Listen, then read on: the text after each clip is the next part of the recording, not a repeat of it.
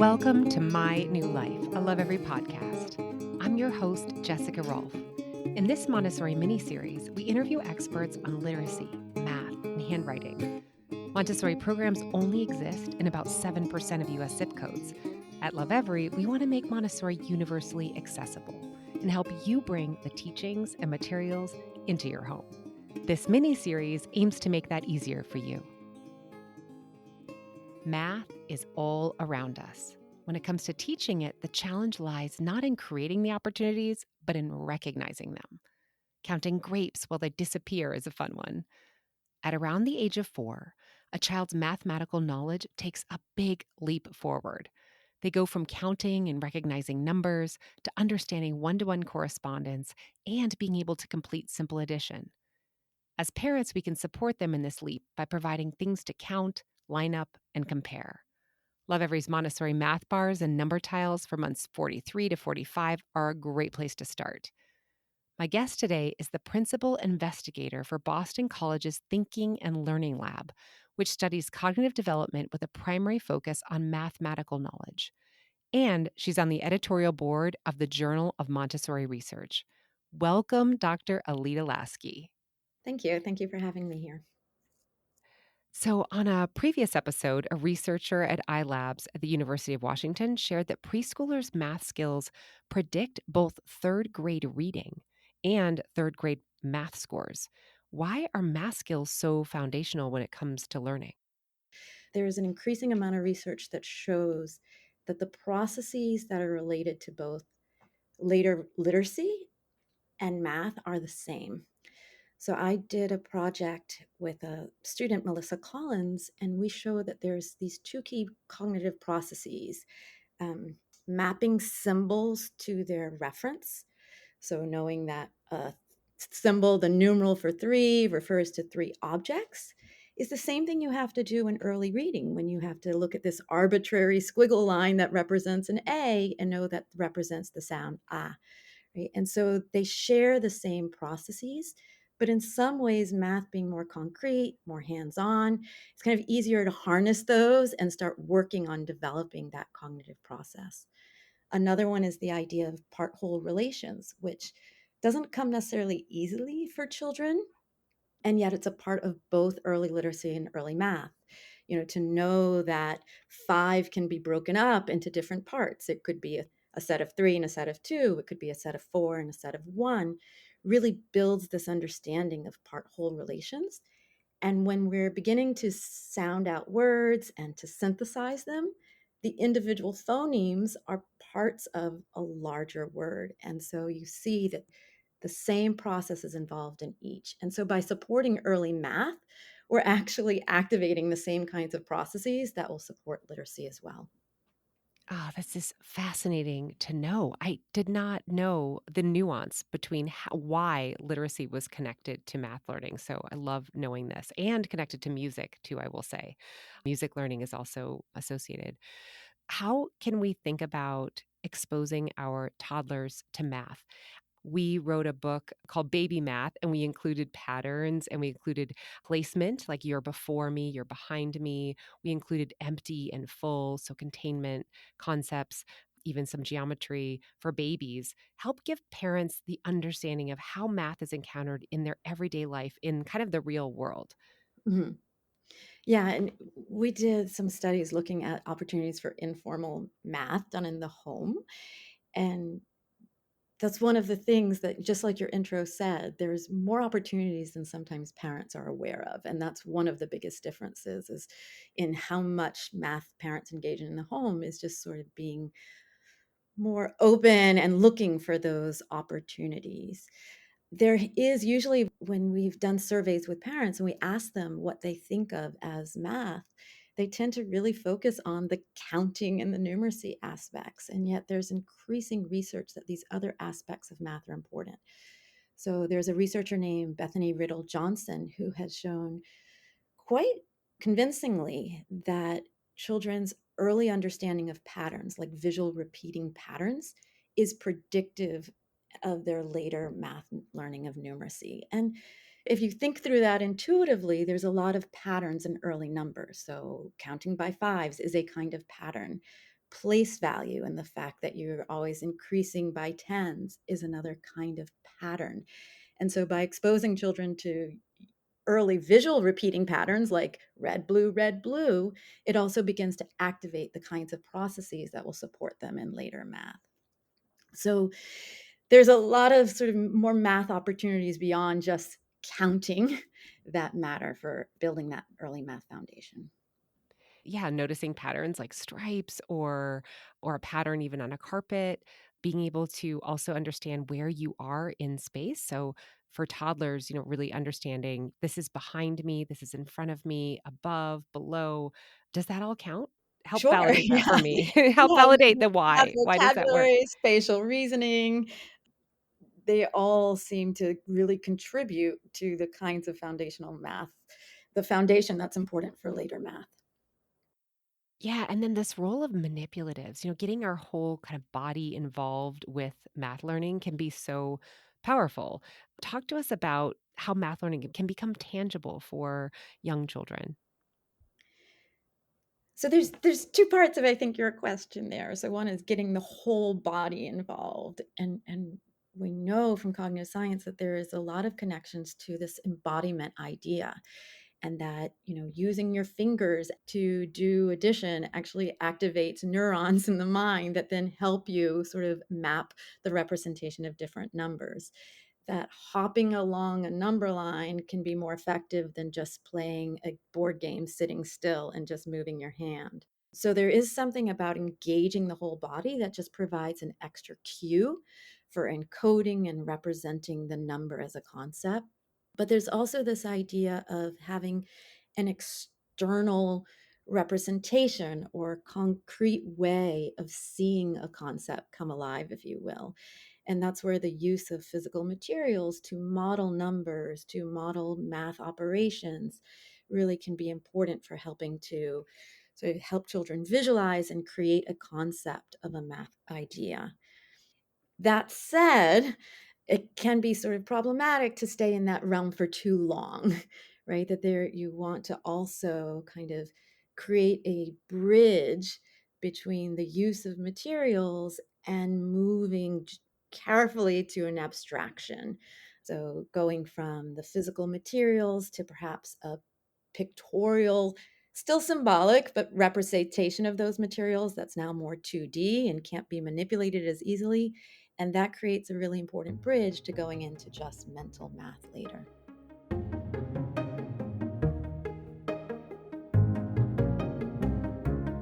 Calling all parents of 4-year-olds and future 4-year-olds.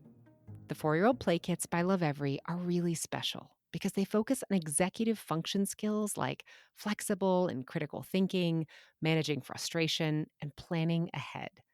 We're all born with the capacity to build these executive function skills, but they don't just develop on their own. It takes practice. And what better way to practice than through play that your child will love?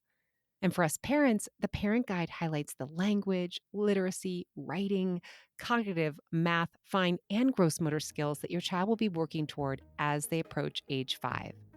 We can't wait to hear what you and your child think. Head to lovevery.com to shop the play kits for 4-year-olds.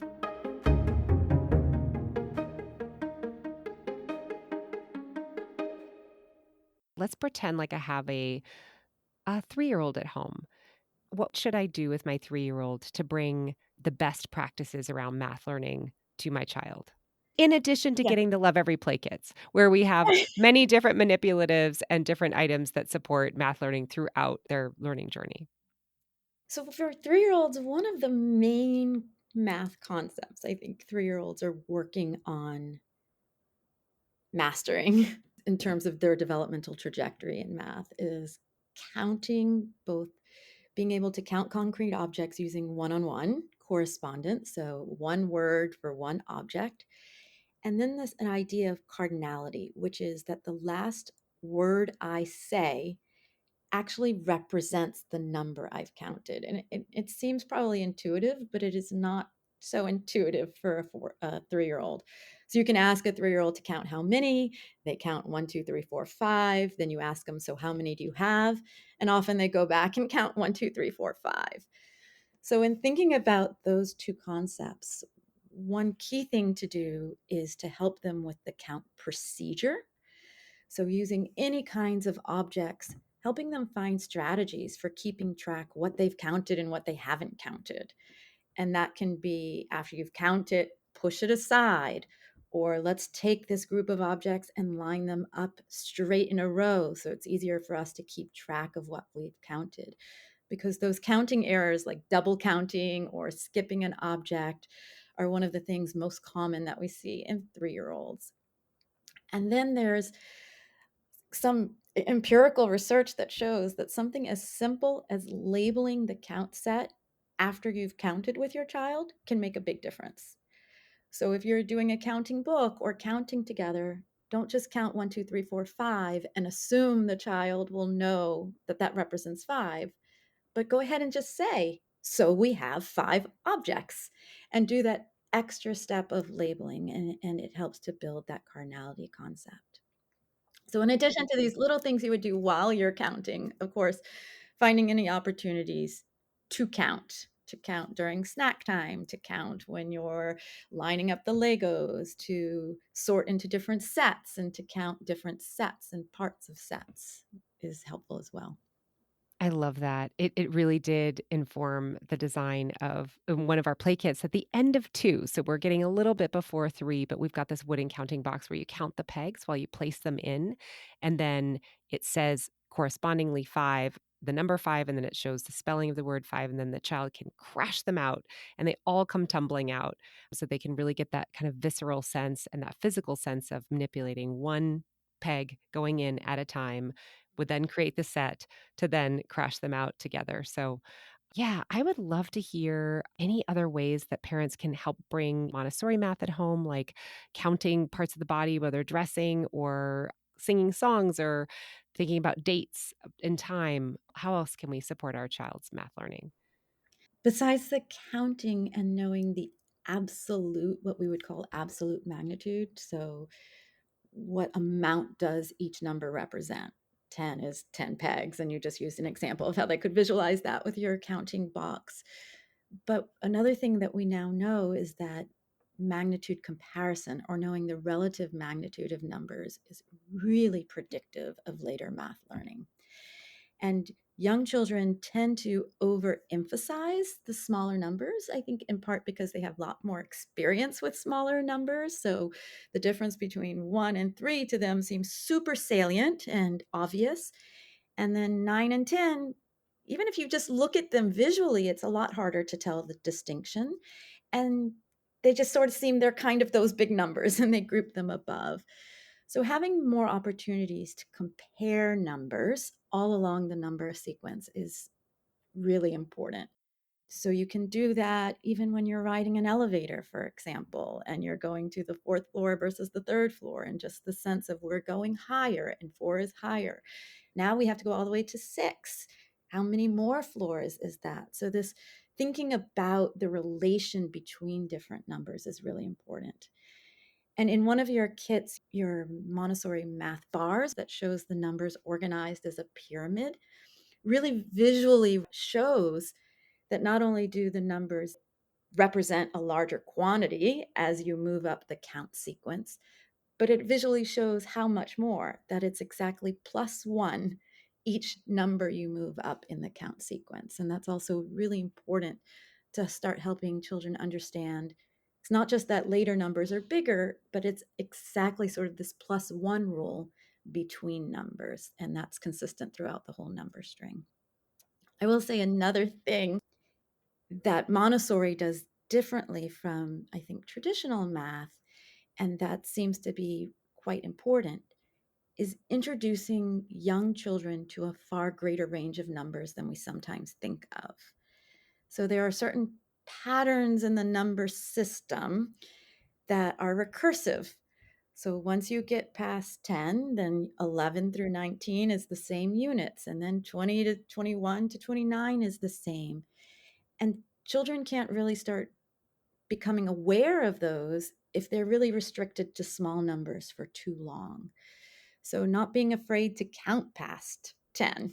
The first step will then just be rote counting, but that's the first step for them being able to then anchor that rote counting sequence to some numerical concepts later on. Yeah, I think sometimes we forget to expose our children to the concept of 100 or 1,000 or, even bigger numbers. So I love knowing that. There's some research that I know a little bit about, but maybe you can help us understand around subitizing. So estimating quantities and a child's ability to accurately, within plus or minus a few, understand how much is in, for example, how many black dots are on a piece of paper, I think is the cognitive test that they often give children.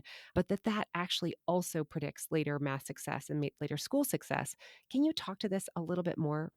So, subitizing is a process where you can fairly accurately count by quickly looking without having to engage the count procedure of one-to-one correspondence. Generally, you can only subitize for numbers 3 and under. It's something where you can quickly see a set of 3 and identify it as 3.